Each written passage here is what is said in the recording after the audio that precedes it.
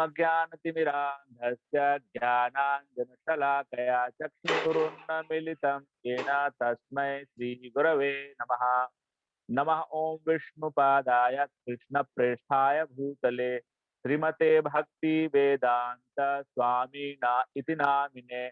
नमस्ते सरस्वती देवे गौरवाणी प्रचारिणे निर्विशेष शून्यवादी पाश्चात्य देशतारिणे श्री कृष्णा चैतन्य प्रभो नित्यानंद श्री अद्वैत गदाधर श्रीवासादि गौर भक्त वृंद। हरे कृष्णा कृष्णा कृष्णा हरे हरे, हरे राम राम राम हरे हरे। मूकं करोति वाचालं पंगुं लंघायते गिरिं यत्कृपातमहं वन्दे श्रीगुरो दीननाथईश्वरम्।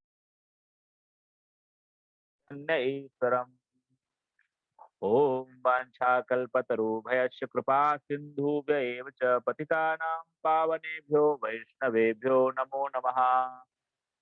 वाञ्छाकल्पतरु वैष्णव जन की जय हो। हरे कृष्णा। किया कि मुझको विराट रूप देखना है, और प्रभुपाद जी तात्पर्य में लिखते हैं कि वास्तव में अर्जुन को विराट रूप देखने की कोई वैसी इच्छा नहीं थी, लेकिन चूंकि भगवान ने 11वें अध्याय में विभूति योग का वर्णन किया, जिसमें भगवान ने अपनी विभूतियों का वर्णन किया कि किस प्रकार से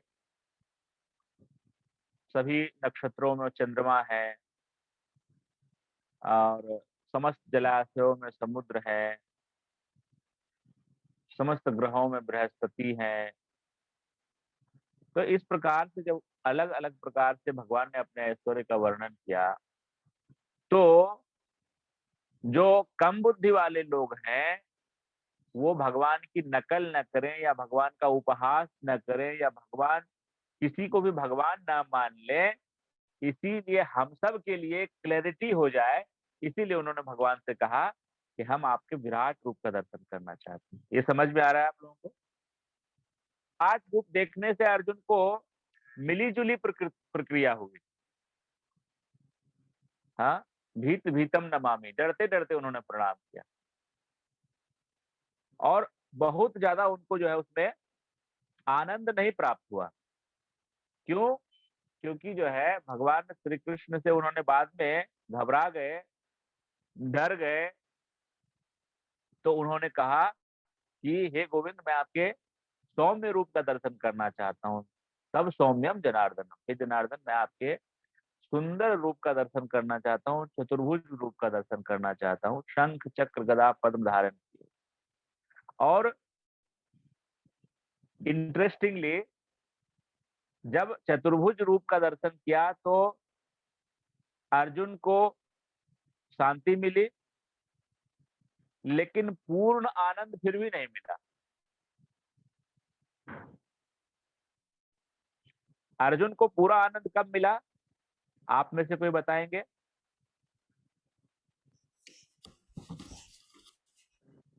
तो उसको जो है यहाँ पे भगवत गीता में बोला गया है मानुषम रूपम। देखिए श्लोक क्रमांक 51 में बताया है, अर्जुन उवाच दृष्ट्वे इदं मानुषम रूपम तव सौम्यम जनार्दन इदानीम अस्मि संवृत्तः सचेताः प्रकृतिं गतः। जब अर्जुन ने कृष्ण को उनके आदि रूप में देखा तो कहा, तो यहाँ पे रूप जो है वो द्विभुज रूप ही है। हे जनार्दन, आपके इस अतीब सुंदर मानवीय रूप को देखकर मैं अब स्थिर चित्त हूँ और मैंने अपनी प्राकृतिक अवस्था प्राप्त कर ली। जो अर्जुन की असली स्थिति है वो अर्जुन को तब प्राप्त हुई जब भगवान के उन्होंने मानुष रूप का दर्शन किया।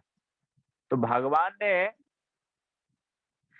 भगवत गीता में कहते हैं अब जानन्ति माम मूढ़ा मानुषीम तनुमास्त्रम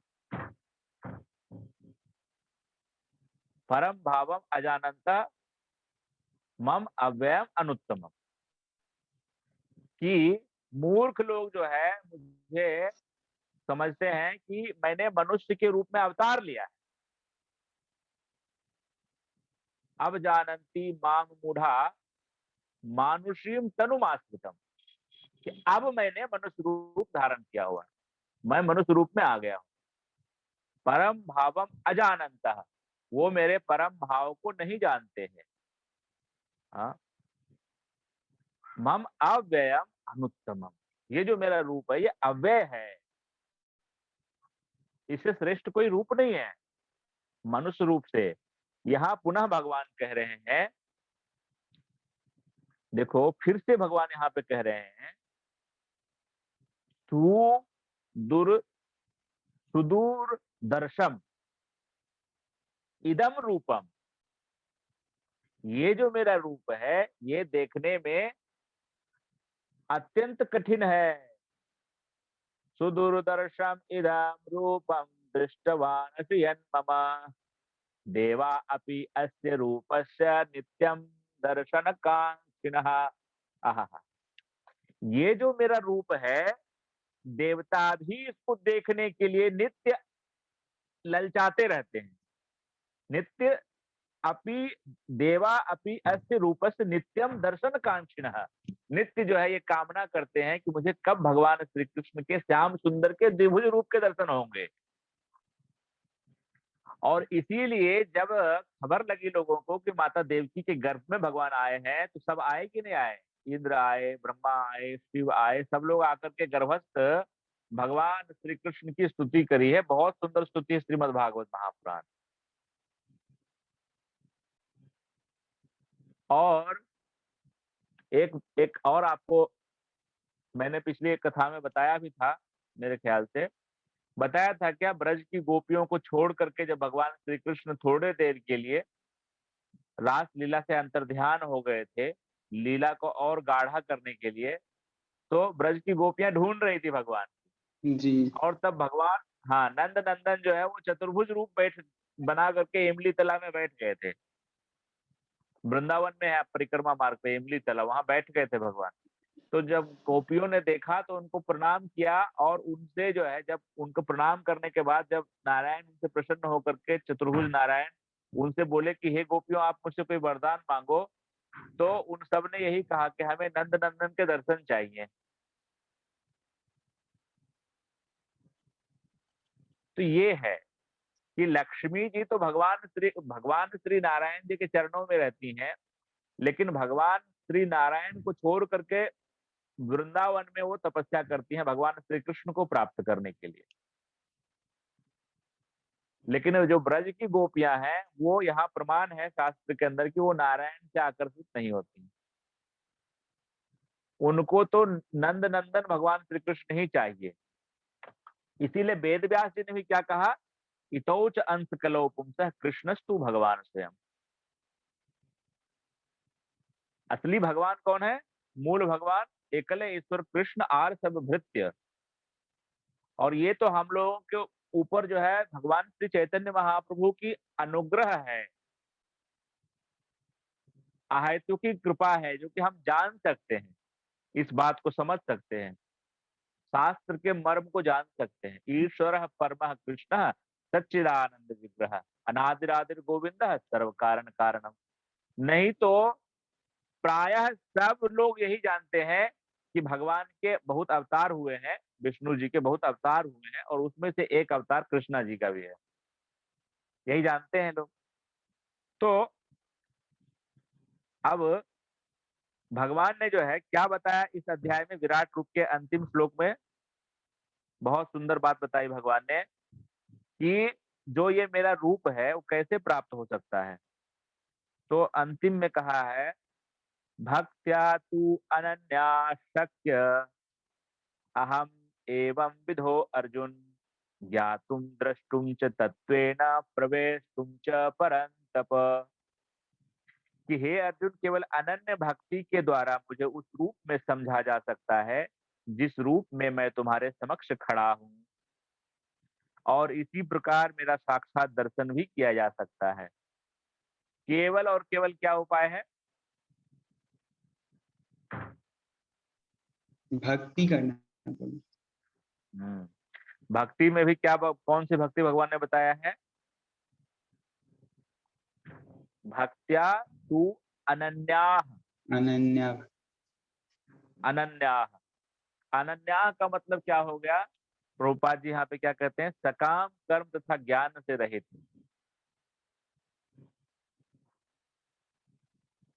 ज्ञान मिश्रा भक्ति भी जो है वो भगवान को समझ पाने में बाधा उत्पन्न कर देती है। ज्ञान का अहंकार होता है ना, और कोई कामना जो होती है उससे भी भक्ति दूषित हो जाती है। मतलब भक्ति हमारी शुद्ध नहीं रहती।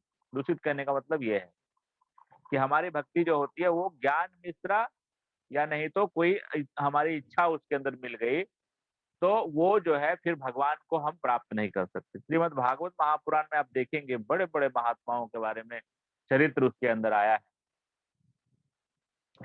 तो जब भी भगवान ने उनको कुछ टेस्ट करने के लिए बोला है कि आपको कुछ चाहिए तो मुझसे मांग लीजिए, आप किन्हीं की प्रार्थना देख लीजिए, चाहे आप ध्रुव महाराज को देख लो, प्रहलाद महाराज को देख लो, अम्बरीश महाराज को देख लो, कितने उनके अंदर महाभागवत हैं, उनको देख लो। सबने बोला है कि हमें जन्म जन्मांतर आपके श्री चरणों की अहेतुकी भक्ति और आपके भक्तों की सेवा ही चाहिए, बस। तो वो भक्ति, नॉट बिजनेस,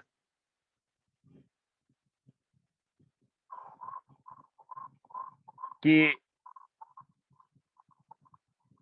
थोड़ा दान दे दिया और बदले में जो है उससे ज्यादा हम कंपाउंडिंग इंटरेस्ट दे देंगे, लेकिन हमारा मनुष्य जीवन जो है वो जन्म लेने का हमारा पर्पस डिफीट हो जाएगा। We will not go back home, back to godhead. Back to godhead जाने का मतलब क्या है? कि जो स्थिति में है भगवान की कृपा को उसको भगवान की कृपा मान लेना चाहिए। अगर हमको दुख आ रहे हैं तो ये मान लेना चाहिए कि भगवान की कृपा से मेरे प्रारब्ध कट रहे हैं, और भजन बढ़ा देना चाहिए। सुखमय स्थिति हो तो उसको एज एन अपॉर्चुनिटी यूज करना चाहिए कि ठाकुर जी ने मुझे सुखमय स्थिति में रखा है तो मुझे भजन बढ़ा देना चाहिए, है ना? तो इस तरह से प्रत्येक स्थिति में तत्ते अनुकंपा सुसमीक्ष मानो, कि किसी भी स्थिति को भगवान की अनुकंपा मानना। बेटा मर गया, अच्छा भगवान ने एक झंझट कम कर दिया।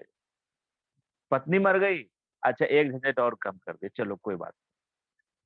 ठीक है, चला गया दुख है, लेकिन अब हमको भगवान का भजन अनन्यता से, एक भगवान ने जिम्मेदारी, ऐसे ही था।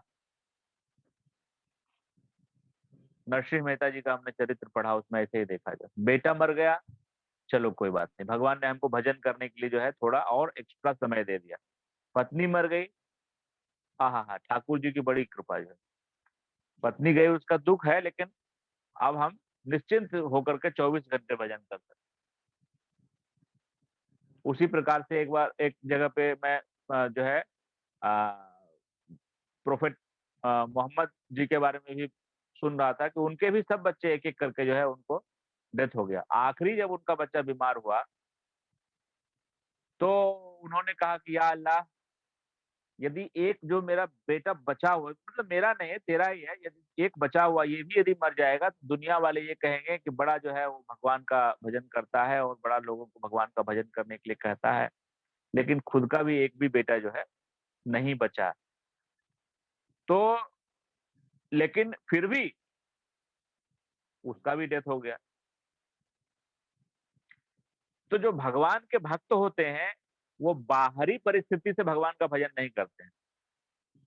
वो ये जानते हैं, जैसे आप ईसा मसीह जी को ले ली, लोगों ने क्या क्या नहीं किया, भगवान का भजन उन्होंने प्रचार किया तो क्या नहीं उनके साथ दुर्व्यवहार किया। लेकिन वो जानते हैं कि मेरे तो प्राणनाथ, मत प्राणनाथ अस्तिस एव ना परः, अयि नंद तनुज किंकरम पतितम माम विसमे भवाम बुधौ, कृपया तत्पाद पंकज स्थित धूलि सदृशम विचिंतय, आश्लिष्य वा पाद रताम पिनष्टु माम, तथा वा विदधातु लंपटो, मत प्राणनाथ अस्तिस एव ना परः। चाहे तो आप मुझे आलिंगन दे दो, चाहे तो आप मुझे कुचल डालो, मेरे प्राणनाथ आप हैं, आपके अलावा तो मेरा दूसरा कोई है नहीं। ये कन्विक्शन हमको बार बार बार बार सुनना चाहिए, और ये फैक्ट है। ये संसार हमारा है नहीं, संसार में हम अपनी इच्छा से आए नहीं। मतलब वैसे तो हमारी इच्छा ही इसके लिए जिम्मेदार है, लेकिन वो हमारे जो इच्छाएं हैं वो मिथ्या अहंकार से उत्पन्न है, हमारी वास्तविक आइडेंटिटी नहीं है वो। हमारी वास्तविक आइडेंटिटी ये है कि हम सच्चित आनंदमय हैं और परम पुरुषोत्तम भगवान श्री कृष्ण के अंश हैं। लेकिन जीव तटस्थता शक्ति है, इसीलिए माया से ग्रसित हो गया है, प्रभावित हो गया है।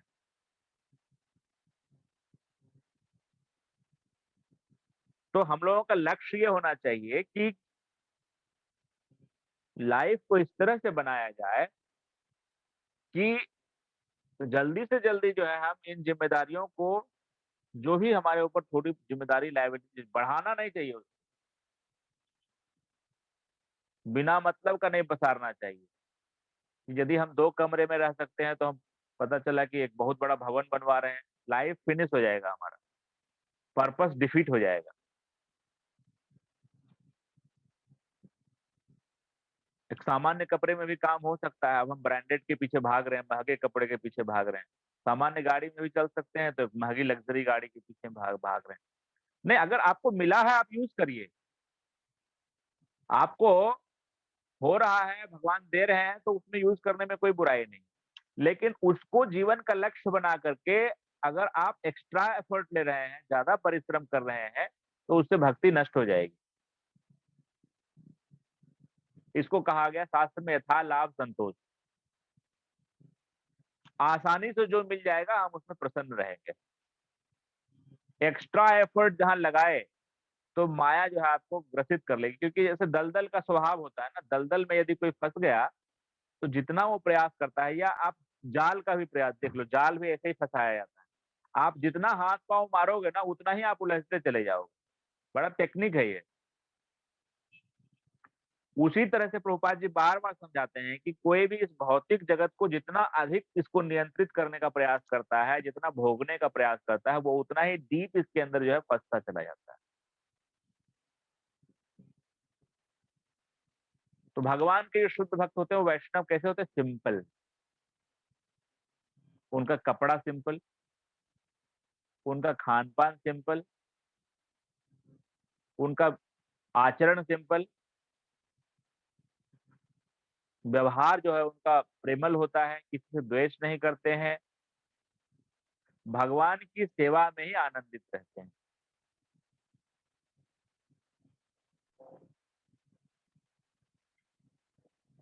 कभी आप लोगों को मौका लगेगा, आप ब्रजवासियों को देखिए, पुरी वासियों को देखिए, जो वहां के मूल निवासी हैं। क्या होता है कृष्णा कॉन्शियसनेस, क्या होती है भगवत चेतना।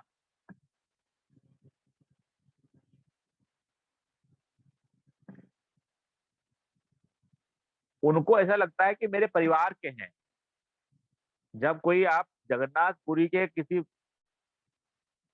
वैष्णव से बात करेंगे, जय जगन्नाथ जब वो बोलते हैं, तो स्वाभाविक रूप से उनके सारे रोंगटे खड़े हो जाती हैं, आंखें लाल हो जाती हैं, आंखों से आंसू बहने लगते हैं। ये मेरा व्यक्तिगत देखा हुआ अनुभव बता रहा हूँ। ब्रजवासी जो है वो तो भगवान को अपना, अपने फैमिली का मेंबर मानते हैं। तो ये है अनन्य भक्ति। भक्त्या तू अनन्या शक्य। तो इस तरह से जब भगवान ने बताया, तो फिर अर्जुन ने भगवान श्री कृष्ण से एक प्रश्न बहुत महत्वपूर्ण पूछा, जो हम सबके जो मन में द्वंद रहता है उसका निवारण करने के लिए। और आज भी लोगों के अंदर द्वंद है, क्योंकि लोग शास्त्र पढ़ते नहीं है ना। सबसे बड़ी समस्या तो ये है कि हम पढ़ते नहीं है। भगवत गीता में भगवान ने बताया है, हम पढ़ते नहीं है। लाल कपड़े में बांध करके, गांठ लगा करके और कहीं उसको रख देंगे, और दादाजी भी रख दिए, बाबूजी भी रख दिए, और उसको अगरबत्ती दिखा रहे हैं। उससे काम नहीं होने वाला। देखिए अर्जुन क्या पूछते हैं। अर्जुन उवाच, अध्याय 12, एवं सतत युक्ता उपासते ये च अपि अक्षरम अव्यक्तम तेषां के योग वित्तमाः। अर्जुन ने पूछा, जो आपकी सेवा में सदैव तत्पर रहते हैं, या जो अव्यक्त निर्विशेष ब्रह्म की पूजा करते हैं, इन दोनों में से किसे अधिक पूर्ण सिद्ध माना जाए, किसे श्रेष्ठ माना जाए, योग में आगे बढ़ा चढ़ा किसको माना जाए। बहुत सारे आपको ऐसे मायावादी मिलेंगे जो आपको ये कहेंगे कि अभी आप इनिशियल स्टेज में हैं, अभी आप मूर्ति पूजा करते हैं। जब आप आध्यात्म में आगे बढ़ जाएंगे तो फिर आप निर्गुण निराकार के ऊपर चले जाएंगे, है ना। तो यहाँ पे इस प्रश्न का समाधान करने के लिए अर्जुन ने बहुत सुंदर प्रश्न कर लिया है।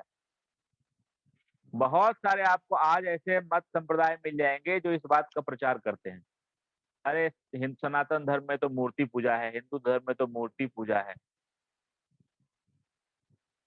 हम मूर्ति की पूजा नहीं करते, हम भगवान की पूजा करते हैं, और हमें पता है कि हमारे भगवान कैसे हैं। और हम जानते हैं कि हमारे भगवान की अनंत शक्तियों में से सर्वव्यापकता एक शक्ति है, जिसको हम ब्रह्म कहते हैं। ज्ञानियों का ब्रह्म अचिंत्य है, अकल्पनीय है, निर्गुण है, निराकार है, वो भगवान की एक अभिव्यक्ति है। तो इस पे भगवान से ही सुन लेते हैं भगवान क्या कहते हैं। श्री भगवान उवाच, मय्यावेश्य मनो ये माम नित्य युक्ता उपासते श्रद्धया पर्योपेतास्ते मे युक्त तमा मताः। श्री भगवान ने कहा, जो लोग अपने मन को मेरे साकार रूप में एकाग्र करते हैं। देखो, मई आवेश्य, मुझ में जो लगा देते हैं, मई आवेश्य मनो ये माम नित्य युक्ता उपासते, और नित्य मेरी पूजा करते हैं। Getting the point. भगवान ने स्पष्ट कहा है, मई आवेश्य मनो ये माम नित्य युक्ता उपासते श्रद्धया पर्युपेतास्ते में युक्त तमामता।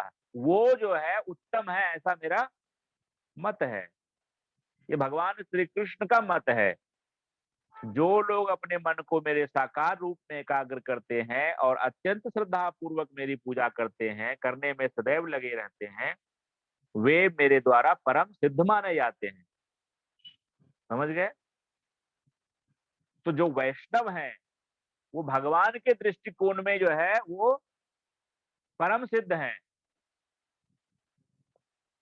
आगे भगवान कहते हैं कि जो निर्गुण निराकार ब्रह्म की पूजा करते हैं वो भी मेरी ही पूजा करते हैं। ये तु अक्षरम अनिर्देशम अव्यक्तम पर्युपासते सर्वत्र गम चिंत्यम च कूटस्थम अचलम ध्रुवम सनियम्य इंद्रिय ग्रामम सर्वत्र समबुद्धयः ते प्राप्नुवन्ति मामेव सर्वभूत हिते रताः। लेकिन जो लोग अपनी इंद्रियों को वश में करके तथा सबों के प्रति संभाव रखकर परम सत्य की निराकार कल्पना के अंतर्गत उस अव्यक्त की पूरी तरह से पूजा करते हैं, जो इंद्रियों की अनुभूति से अकल्पनीय है, अपरिवर्तनीय है, अचल तथा ध्रुव है, वे समस्त लोगों के कल्याण में संलग्न रहकर अंततः मुझे प्राप्त करते हैं। अंततः, इसका मतलब क्या हुआ? भगवान ने पहले भगवत गीता में बोली है, बहुनाम जन्मनाम अन्ते ज्ञानवान माम प्रपद्यते वासुदेवः सर्वम इति सो महात्मा सुदुर्लभः। मतलब अंतता का मतलब कि अभी वो ज्ञान की स्थिति में है, लेकिन धीरे धीरे उस क्रम में वो जान जाएगा कि भगवान श्री कृष्ण पूर्ण पुरुषोत्तम है और उनकी शरण ले लेगा। ब्रह्मा जी के जो 4 मानस पुत्र हैं, सनक, सनातन, सनंदन और सनत कुमार, वो पहले इसी तरह से निर्गुण, निराकार, अचिंत्य, अकल्पनीय, सर्वव्यापी ब्रह्म के ही उपासक थे। लेकिन जब उन्होंने भगवान के श्री चरणों पर अर्पित की हुई तुलसी अगरू के सुगंध को सूंघा, तो सूंघते ही वो भगवान का भक्त बन गए। बोले वृंदावन बिहारी लाल की जय। तो इसीलिए जो है ऐसे अनेक उदाहरण मिलेंगे आपको कि निर्गुण निराकारवादी तो भगवान कृष्ण के भक्त बन गए हैं, लेकिन भगवान श्री कृष्ण के भक्त निर्गुण निराकारवादी नहीं बनते हैं, क्योंकि निर्गुण निराकारवादी को सत और चित्त का अनुभव हो जाता है, आनंद नहीं मिल पाता है। ज्ञानियों को ब्रह्म की शाश्वतता की अनुभूति हो सकती है और ज्ञानमयता की अनुभूति हो सकती है, आनंद किधर से मिलेगा? है ना? तो आगे भगवान कहते हैं स्पष्ट रूप से, क्लेशो अधिकतर तेषाम अव्यक्त आसक्त चेतसाम अव्यक्ता ही गति दुखम देहवद्भिः अवाप्यते। जिन लोगों के मन परमेश्वर के अव्यक्त निराकार स्वरूप के प्रति आसक्त हैं, उनके लिए प्रगति कर पाना अत्यंत कठिन है। क्लेशो अधिकतर तेषाम, मान लीजिए कि आपको आ, पूर्णिया से दिल्ली आना है, तो या तो आप डायरेक्टली पूर्णिया से आप पटना होते हुए और दिल्ली चले जा सकते हैं, या आप पहले वहां से हावड़ा जाओगे, फिर हावड़ा से बंबई जाओगे, फिर बंबई से जो है बेंगलोर जाओगे, फिर बेंगलोर से जो है दिल्ली जाओगे। तो निर्गुण निराकार का उपासना करके आगे बढ़ना ऐसा ही है। पहले तो भगवान कहते हैं कि क्योंकि हमारी अपनी इंद्रियां हैं, हमारी अपने अनुभव है, उस अनुभव से हम देखते हैं, बोलते हैं, सुनते हैं, समझते हैं। तो अब कोई कुछ कहे कि एक ऐसी चीज है जिसको ना आप देख सकते हो, ना बोल सकते हो, ना सुन सकते हो, उसके ऊपर ध्यान करो, तो ये तो बेवकूफी हो गई ना। जब जिस चीज को हम जो अकल्पनीय है हम उस पर ध्यान कैसे करें? भाई अच्छा मजाक है। Whether you are getting this point? जो चीज आप कह रहे हो अचिंत्य है और आप कह रहे हो उसका चिंतन करो, तो बेवकूफी है ना, ये तो अचिंत्य है ना भाई, मैं चिंतन क्या करूंगा? मुझे तो पता है मेरे भगवान कैसे हैं, है ना, कहाँ रहते हैं। प्रभुपाद जी बहुत सुंदर कहते हैं कि हमसे पूछिए तो हम बताएंगे भगवान का पता क्या है, उसके बाप का नाम क्या है, कहाँ घर है, वृंदावन में रहते हैं, उनके पापा का नाम नंद बाबा है, मैया का नाम यशोदा है। आप क्या बताते हैं? बताइए, आप क्या बताते हैं भगवान के बारे में? Why should I follow you? अंत संत बकते हैं आप लोग। That is the that is the way Prabhupada was smashing the Mayavadi. भगवान कह रहे हैं क्लेशो अधिक तरह तेषाम, अधिक उसके अंदर क्लेश है। अव्यक्त आसक्त चेतसाम, जो जिसकी चेतना अव्यक्त में आसक्त होती है। अव्यक्ता ही गति दुखम देहवद भी वाप्यते, देहधारियों के लिए उस क्षेत्र में प्रगति कर पाना सदैव दुष्कर होता है, दुखदायी होता है। अब बताइए क्या करेंगे हम लोग? दुख क्यों उठाने जाएंगे? जब हमारे भगवान यहाँ पे हैं तो हम दुख उठाने के लिए क्यों जाएं?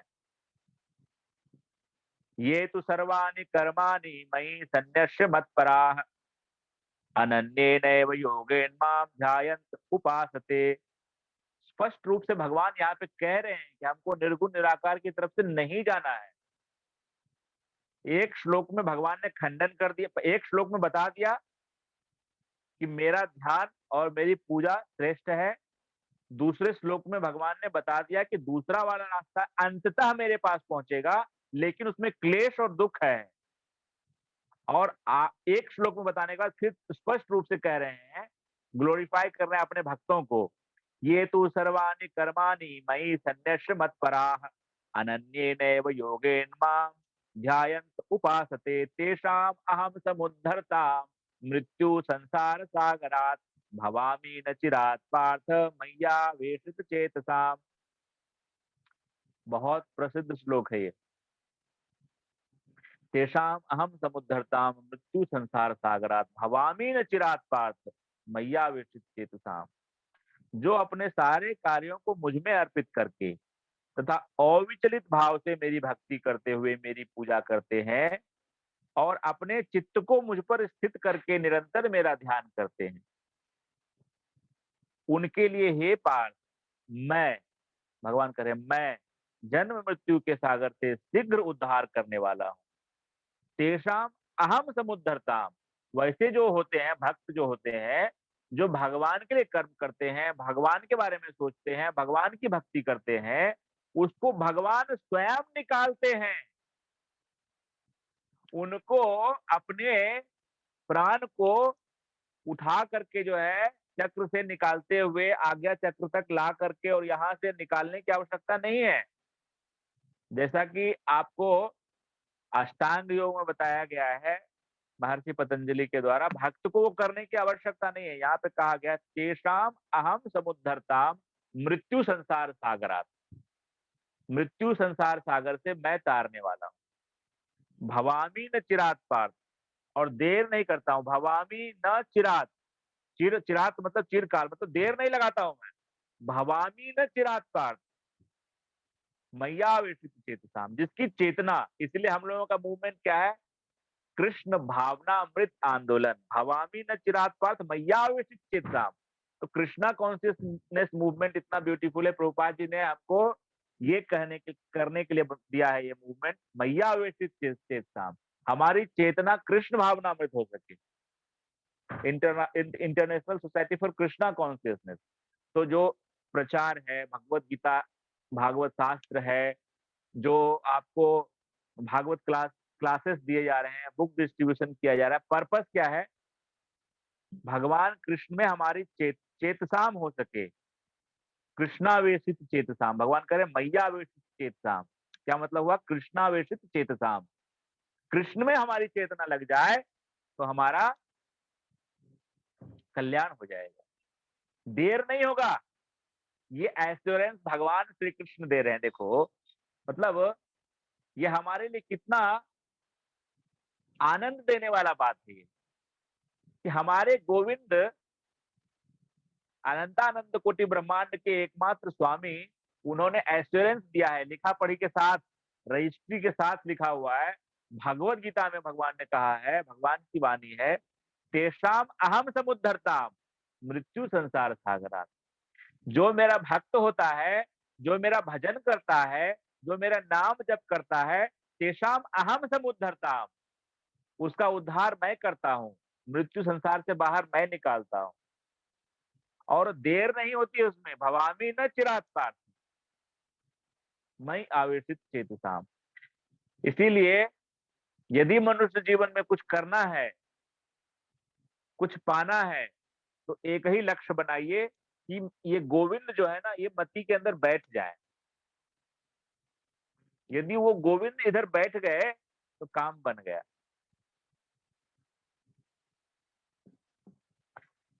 इसीलिए जब गुरु महाराज बहुत प्रसन्न होते हैं किसी के ऊपर तो कहते हैं कृष्णेर मतिरस्तु, आशीर्वाद देते उसको, कृष्णेर मतिरस्तु, आपकी मति कृष्ण में लग जाए।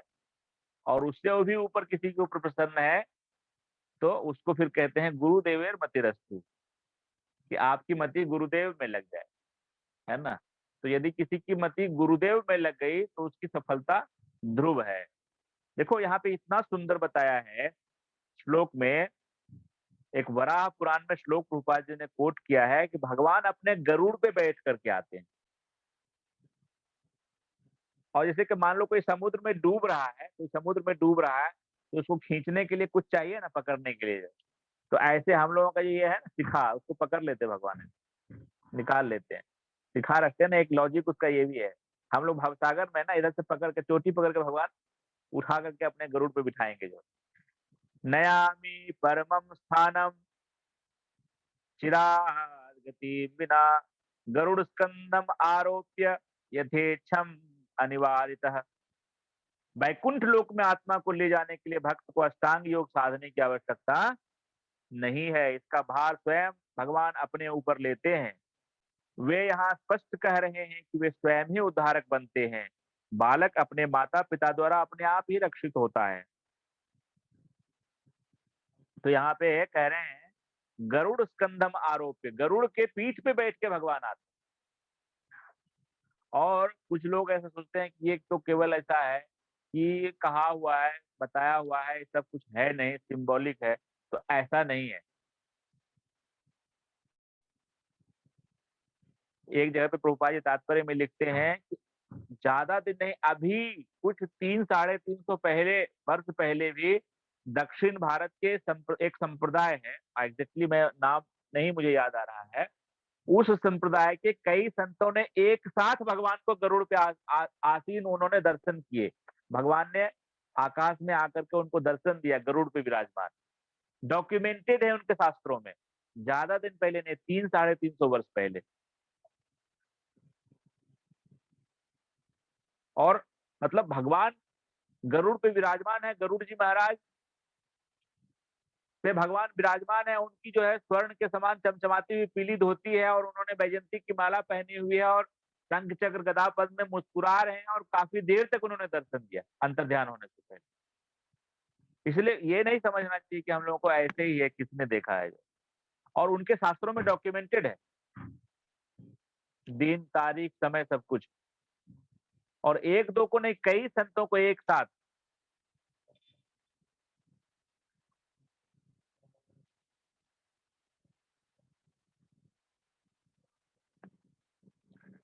तो इसीलिए जो है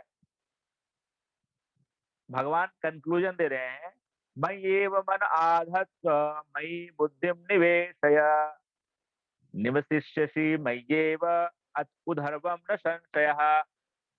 आजकल इन्वेस्टमेंट प्लान बहुत चलता है ना, इसमें निवेश करिए, इसमें निवेश करिए तो बहुत अच्छा रिटर्न आएगा, 10 रुपए डालेंगे तो 100 रुपए हो जाएंगे। तो यहाँ पे भगवान कहते हैं कि किधर इन्वेस्टमेंट करना चाहिए। मुझ भगवान में अपने चित्त को स्थिर करो और अपनी सारी बुद्धि मुझ में लगाओ। अच्छा, 10 रुपया लगा के 100 रुपया लगाया, तब भी तो काउंट कर सकते हैं 10 टाइम्स मिला। 1000 रुपये मिले तो उसे 100 टाइम्स मिला। लेकिन नश्वर जीवन को लगा करके शाश्वत जीवन मिल गया तो कितना टाइम्स हुआ? कोई कैलकुलेशन है इसका? केशव प्रभु आप तो इंजीनियर है, आप बताइए कोई कैलकुलेशन है? नश्वर जीवन लगा करके और शाश्वत जीवन मिला, कितना टाइम्स भी मल्टीप्लाई कर देंगे तब भी आपको नहीं पता चलेगा कि आपको क्या मिला। मर्त्य लोक से आप शाश्वत लोक में चले गए, जड़ शरीर से आप चैतन्य शरीर में चले गए। तो इसीलिए भगवान कहते हैं कि निवेश करना है तो मुझ में अपनी बुद्धि का निवेश। तो निवेश करने का क्या तरीका है? सिंपल तरीका है, हरे कृष्णा कृष्णा कृष्णा हरे हरे, हरे राम राम राम हरे हरे। अथ चित्तम समाधातुं न शक्नोषि मयि स्थिरम्, अभ्यास योगेन ततो माम इच्छाप्तुं धनंजय। बहुत सुंदर भगवान बता रहे हैं कि यदि तुम ये नहीं कर सकते हो तो ये कर लो, ये भी नहीं होता है बेटा तो ये कर लो। भगवान कह रहे हैं कि यदि तुम अपनी मन बुद्धि को मुझ में नहीं इन्वेस्ट कर सकते हो तो तुम नियम का पालन करो।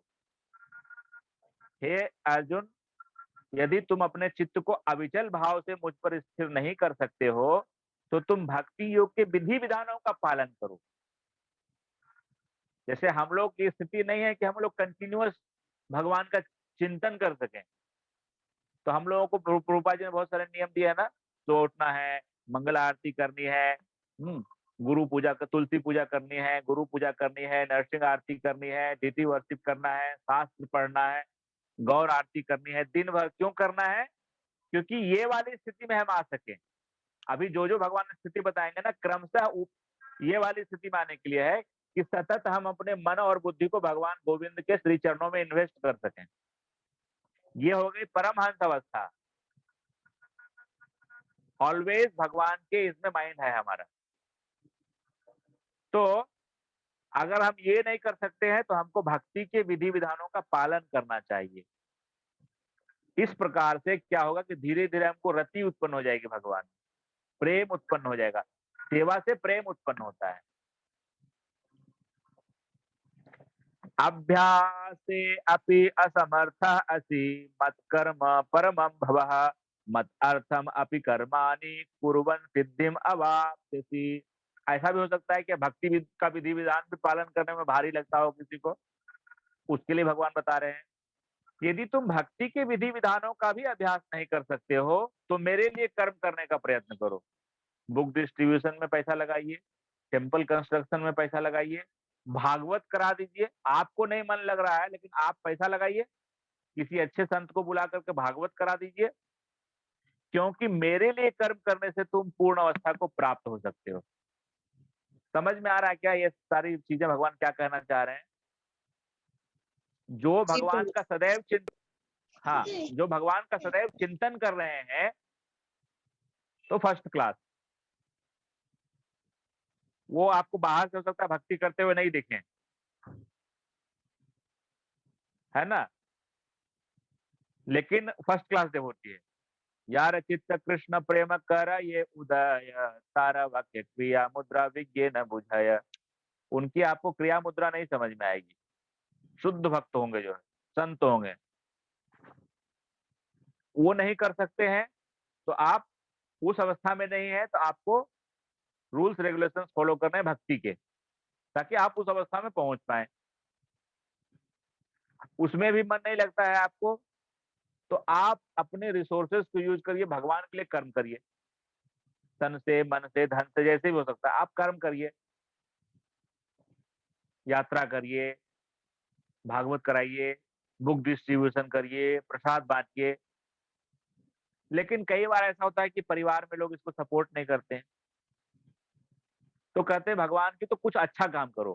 भगवान ऑप्शन सबको दे रहे हैं। जो अथ एतत् अपि अशक्तः असि कर्तुम मत योगमाश्रितः सर्व कर्म फल त्यागम ततः कुरु यथात्मवान।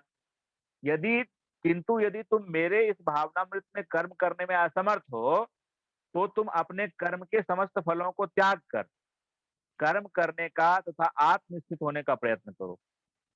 कर्म करते रहो, फल को त्याग दो और अपने आप में स्थित होने का प्रयास करो।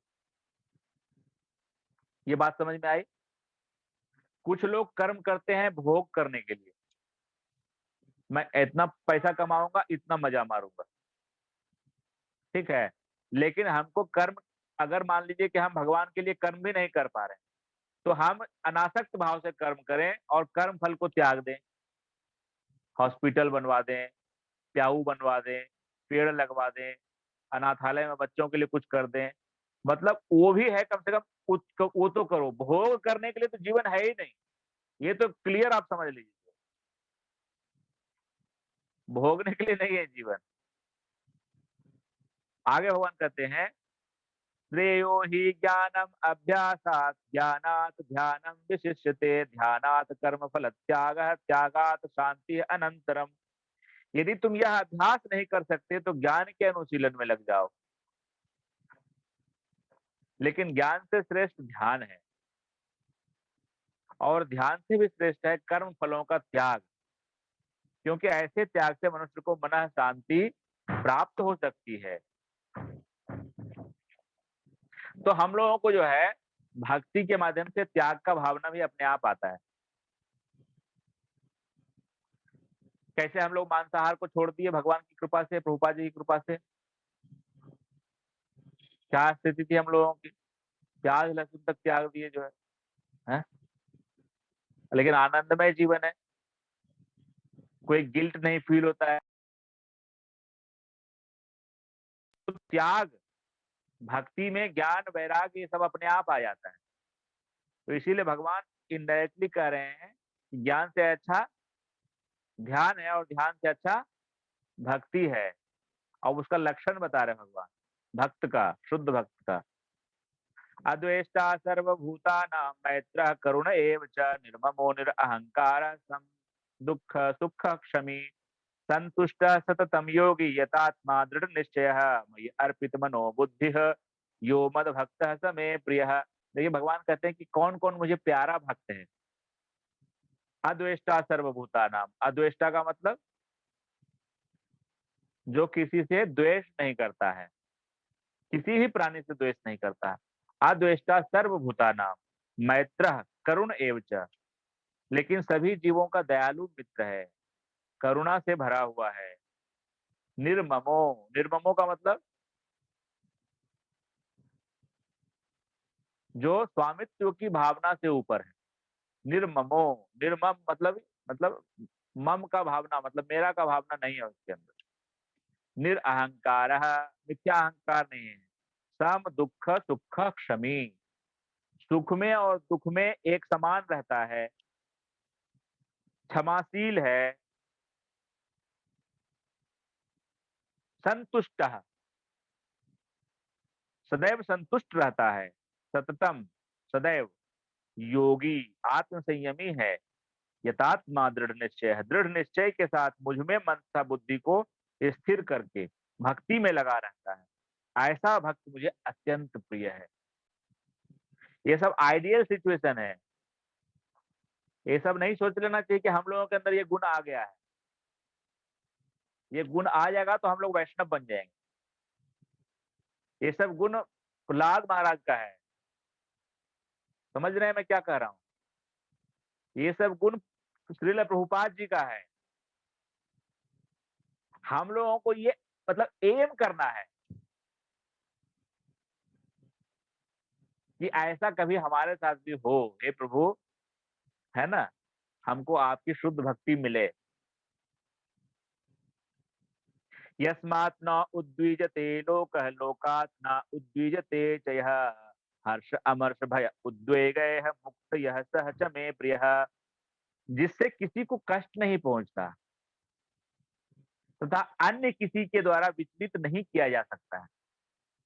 कोई उसको उद्विग्न करना भी चाहता है, प्रहलाद महाराज को कैसे क्या नहीं किया हिरण्याकश्यप, लेकिन हिरण्याकश्यप के प्रति कभी उन्होंने विद्वेष का भावना, हरिदास ठाकुर जी के साथ क्या नहीं किया जो है काजी ने, और लेकिन कभी द्वेष का भावना नहीं। मार खे प्रेम दे, ऐसा बोलते हैं, मार खे प्रेम दे मतलब कोई पीट भी रहा है तो उससे भी प्रेम करना। ये स्थिति है कि जो अन्यों के द्वारा विचलित नहीं किया जा सकता है। जैसे यीशु मसीह, जब उनको सूली पे टांगा जा रहा था तो उन्होंने कहा था कि O my dear father in heaven please forgive them, they do not know what they are doing. That is the consciousness. हम लोगों को थोड़ा सा कोई हानि पहुंचाता तो सीधे मतलब ऐसे सोचते हैं, अरे वैष्णव अपराध कर रहा है। इतना हम लोग मिथ्या अहंकार में जीते हैं जो है, पता नहीं वैष्णव कौन है। तो जो सुख दुख में भय तथा चिंता में संभाव रहता है वह मुझे अत्यंत प्रिय है। सुख दुख में भय तथा चिंता में संभाव रहता है। देखिए सुदामा जी को घर में कुछ नहीं है, बच्चे भूखे हैं, लेकिन माँ जो है वो पत्थर को उबाल रही है कि कम से कम भ्रम पैदा हो कि कुछ बन रहा है। तो लेकिन फिर भी उनको कोई फर्क नहीं पड़ रहा। तो उनकी पत्नी ने उनको विनती किया कि अपने लिए नहीं तो कम से कम बच्चों के लिए जाइए। तो भगवान के पास गए पत्नी के जिद करने से। लेकिन भगवान के जो शुद्ध भक्त होते हैं उनको बाहरी सुख दुख से कोई फर्क नहीं पड़ता है। अनपेक्षः शुचिर्दक्षः उदासीनो गतव्यथः सर्वारम्भ परित्यागी यो मद्भक्तः स मे प्रियः। मेरा ऐसा भक्त जो सामान्य कार्यकलापों पर आश्रित नहीं रहता है, जो शुद्ध है, दक्ष है, चिंता रहित है, समस्त कष्टों से रहित है और किसी फल के लिए प्रयत्नशील नहीं रहता, मुझे अत्यंत अतिशय प्रिय है। ठीक है, इसमें जितना क्वालिटी है सबका मतलब अपोजिट मेरे अंदर है। जो सामान्य कार्यकलापों पर आश्रित नहीं है, मतलब भगवान पे आश्रित है वो। समझ रहे हैं आप? वो पूरी तरह से भगवान पे डिपेंडेंट रहता है। जो शुद्ध है, भगवान के भक्त शुद्ध होते हैं, शरीर भी शुद्ध रहता है, कम से कम 2 बार स्नान करते हैं, शौचालय जाने के बाद स्नान करते हैं, आचमन करते हैं, है ना? चिंता रहित है। चिंता रहित क्यों है? जानते हैं कि सारी परिस्थिति जो है वो भगवान की इच्छा से ही होती है। कौन जन्म लेगा, कौन मरेगा, क्या बीमारी होगी, क्या नहीं होगी, ये सब भगवान के हाथ में है, तो मैं चिंता क्यों करूँ? समस्त कष्टों से रहित है। कष्टों से रहित का मतलब ये नहीं कि उसको कुछ कष्ट नहीं है। कष्टों से रहित का मतलब कष्ट को फ़ील नहीं करते। जैसे गुरु महाराज जी को देख लीजिए। शारीरिक दृष्टिकोण से देखिएगा तो लिवर ट्रांसप्लांट हो चुका है, किडनी ट्रांसप्लांट हो चुका है, ब्रेन का सर्जरी हो चुका है, लेकिन कोई मतलब नहीं है। दिव्य आनंद की स्थिति में है, गौरांग महाप्रभु की लीलाओं का आस्वादन निरंतर करते रहते हैं। तो चिंता रहित है और कष्टों से रहित है, मतलब वो जानते हैं कि ये तो शरीर है ना, ये तो शरीर है, बीमारी तो शरीर की है, मैं तो आत्मा हूँ, तो आत्मा में तो कोई कष्ट होती नहीं है। इस स्तर पे वो सतत रहते हैं। ऐसा नहीं कि हम लोग की तरह हैं कि मतलब 1 घंटा क्लास में है तो अच्छी-अच्छी बातें हो गई, सब कुछ हो गई, लेकिन उसके बाद तुरंत जो है स्वादिष्ट भोजन कहाँ मिलेगा वाला ध्यान है जो है। तो वो चीज़ नहीं है। इसमें वो कॉन्शियसनेस सदैव रहनी चाहिए और वो रहती है। और किसी फल के लिए प्रयत्नशील नहीं रहता है कि बड़ा पैकेज मिल जाएगा, बड़ा प्रमोशन मिल जाएगा, बहुत मान प्रतिष्ठा मिल जाएगा अगर ये कर लेंगे तो। इसके पीछे नहीं रहता है जो शुद्ध भक्त होता है। ऐसा भक्त मुझे अत्यंत प्रिय है। यो न रिष्यति न द्वेष्टि न शोचति न कांक्षति शुभाशुभ परित्यागी भक्ति मान्य स मे प्रियः। जो न कभी हर्षित होता है और न शोक करता है, जो न तो पछताता है, न इच्छा करता है। हुँ? तथा जो शुभ तथा अशुभ दोनों प्रकार की वस्तुओं का परित्याग कर देता है। ऐसा भक्त मुझे अत्यंत प्रिय है। तो शुद्ध भक्त भौतिक लाभ से ना तो हर्षित होता है और ना हानि से दुखी होता है। वह पुत्र या शिष्य की प्राप्ति के लिए ना तो उत्सुक रहता है और ना ही उनके न मिलने पर दुखी होता है। वह अपनी किसी प्रिय वस्तु के खो जाने पर उसके लिए पछताता भी नहीं है।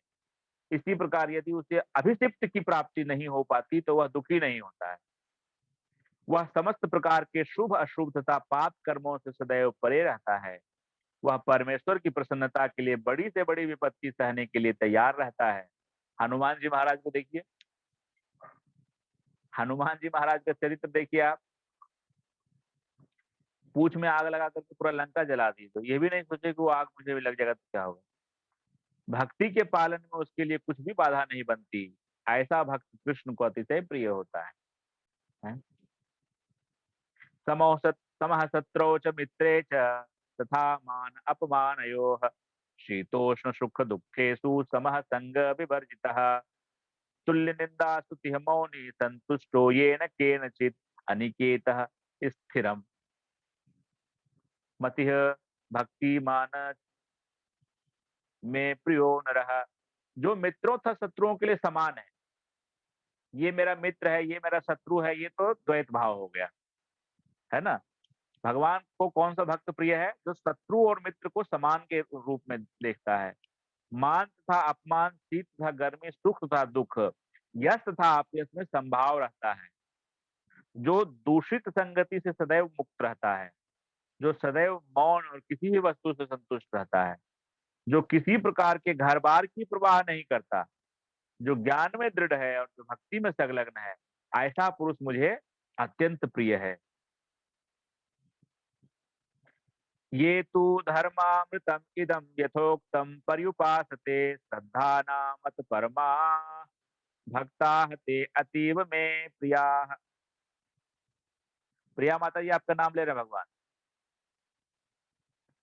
जो इस भक्ति के अमर पथ का अनुसरण करते हैं और जो मुझे ही अपना चरम लक्ष्य बनाकर श्रद्धा सहित पूर्ण रूपेण संलग्न रहते हैं, वे भक्त मुझे अत्यधिक प्रिय हैं। तो इस अध्याय में दूसरे श्लोक से अंतिम श्लोक तक भगवान मैयावेश मनो ये माम से लेकर ये तू धर्मामृतम इदम तक भगवान ने अपने पास तक पहुंचने की दिव्य सेवा की विधियों की व्याख्या की है। ऐसी विधियां उन्हें अत्यंत प्रिय हैं, इनमें लगे हुए व्यक्तियों को वे स्वीकार कर लेते हैं। अर्जुन ने यह प्रश्न उठाया था कि जो निराकार ब्रह्म के पथ में लगा है वह श्रेष्ठ है या जो साकार भगवान की सेवा में। भगवान ने इसका बहुत स्पष्ट उत्तर दिया कि आत्म साक्षात्कार की समस्त विधियों में भगवान की जो भक्ति है वह सर्वश्रेष्ठ है। दूसरे शब्दों में इस अध्याय में यह निर्णय दिया गया है कि सुसंगति से मनुष्य में भक्ति के प्रति आसक्ति उत्पन्न होती है, जिससे वह प्रामाणिक गुरु बनाता है और तब वह उससे श्रद्धा, आसक्ति तथा भक्ति के साथ सुनता है, कीर्तन करता है और भक्ति के विधि विधानों का पालन करने लगता है। इस तरह वह भगवान की दिव्य सेवा में तत्पर हो जाता है। इस अध्याय में इस मार्ग की संस्तुति की गई है, अतएव इसमें कोई संदेह नहीं रह जाता कि भगवत प्राप्ति के लिए भक्ति ही आत्म साक्षात्कार का परम मार्ग है। इस अध्याय में परम सत्य की जो निराकार धारणा वर्णित हुई है, उसकी संस्तुति उस समय तक के लिए की गई है जब तक मनुष्य आत्म साक्षात्कार के लिए अपने आप को समर्पित नहीं कर देता है।